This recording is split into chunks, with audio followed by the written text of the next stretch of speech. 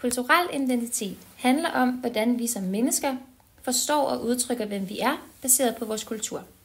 Det kan være vores sprog, traditioner, værdier, historie og de fællesskaber, vi tilhører. Det former vores måde at tænke og handle på i forhold til verden omkring os.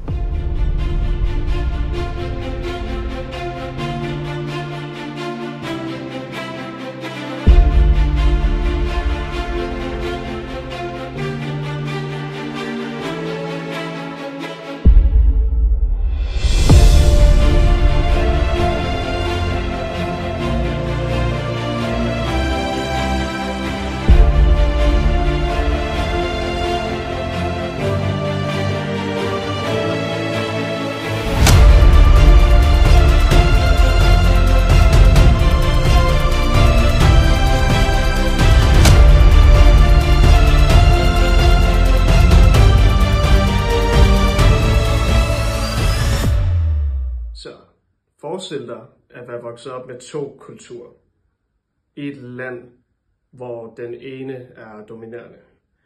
Mit navn er Martin Romelo Pedersen, og jeg er halv dansk og halv filippinsk.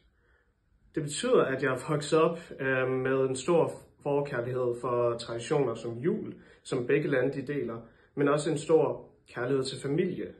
Det betyder også, at der er en stor balance imellem at navigere imellem de to sprog og de to kulturer, og at finde sin plads i den her verden, som en unik hybrid, kan man nærmest kalde mig.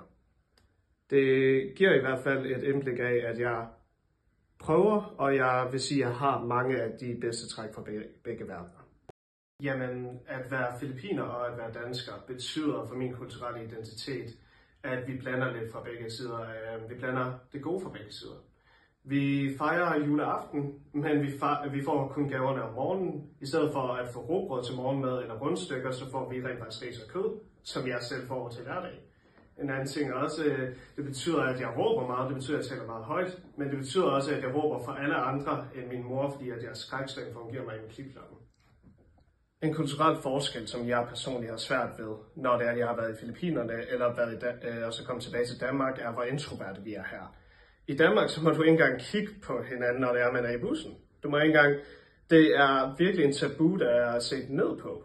Og i Filippinerne så har vi de her store amerikanske kampvogne, der hedder Jeeps, som er lavet om til busser, hvor det er, at man sidder lige ved siden af hinanden og skal tro så meget på det næste menneske ved siden af en, at man giver pengene til den næste person, som giver til den næste person og op til chaufføren. Og man er nødt til at interagere med hinanden, og man spørger dem, hvordan har din dag været? How was your day? Hvordan er du kommet herop? Hvor skal du hen?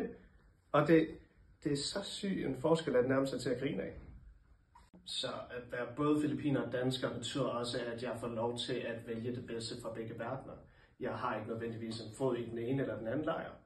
Det betyder også, at folk er svært ved at placere mig i hverdagen. Der er folk, der har gættet på, at jeg er fra Pakistan. Der er nogen, der har gættet, at jeg var fra Grønland, fra Vietnam osv.